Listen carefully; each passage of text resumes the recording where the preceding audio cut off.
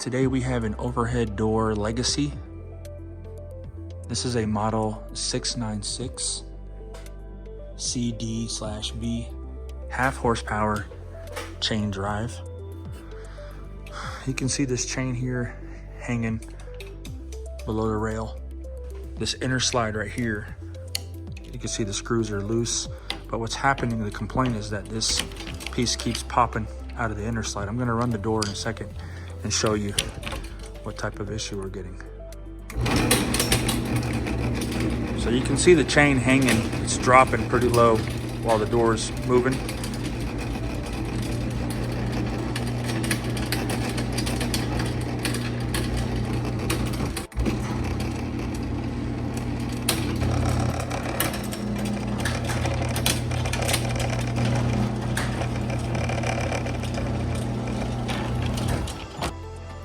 All right, so I'm gonna show you today how to change this inner slide out. It looks like this thing is in pretty bad shape, and it is popping out here as well. So I'm gonna change this, and then we'll tighten the chain, and then we'll run it. We'll reset the limits and see if that fixes the problem. All right, so first thing we're gonna do to take this inner slide off, it's got a nut and a bolt on here going through. And we're just gonna, it's already loose, but I'm gonna loosen it all the way off, take it off. There, and you pop that piece out. Same thing here. And you pop that piece out as well. Okay. This part is going to be online. It's a Genie inner slide, part number 25605RS. That is the replacement part. All right, so this is important. When you're replacing this part, I was able to connect it and open the door, and where the door stopped, that's where I'm gonna wanna put this new inner slide, in the same exact spot. If you put it anywhere else, when you replace this, you're gonna mess up your limits. Right now, the door is in the open position. When the door opened, it stopped. Naturally, that's where the door was. That's where I wanna keep this new inner slide when I do this. So from here, it's very simple. This is the new part. And this new part has teeth on it, okay? There's a flat side, and there's a part that has teeth. We're gonna replicate what's on there now, so the teeth are gonna come from the inside, and they're gonna hook into the chain. On this part here, I'm gonna go ahead and I'm gonna remove it by pulling it out of the chain. That's all I'm gonna do. So I got my finger here where the end of it is, and I'm gonna pull down. See, it pops out of the chain, and it's out. That's it.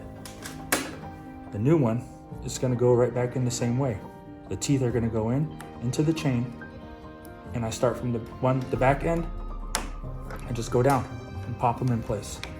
So here, you're just gonna squeeze, and it snaps right in place, just like that. Forget your bag, has your screws in here. You're gonna need those, we're gonna pull them out. So here, this is the back of it, sitting inside your chain. Your screw's gonna come through the back of it, through your chain, and we'll put our nut right on there. To the back, right through. There. Same thing here. Right to the back. Right on here.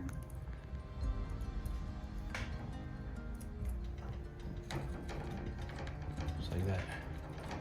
Tighten it up. Get a little flat head on the other side, and just tighten it up. Like that. Same thing on the other side. Make sure it's tight. You don't want to strip it, but make sure it's tight enough that it's not spinning.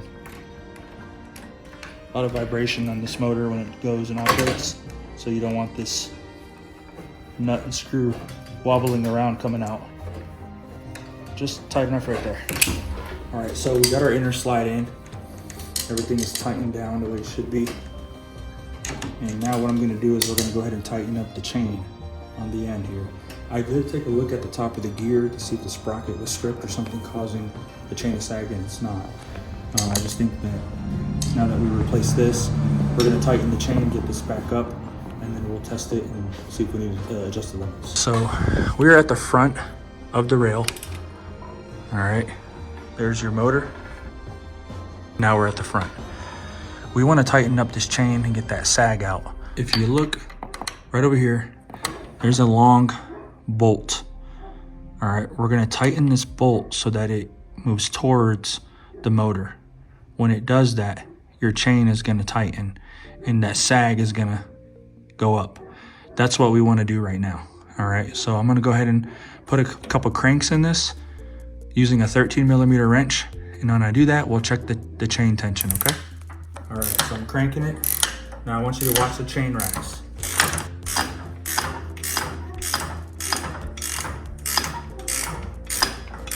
All right, take a look at our chain tension now. There's no longer a sag. We're gonna go ahead and run this unit and see if it connects to the door, and we'll take a look and see what it does.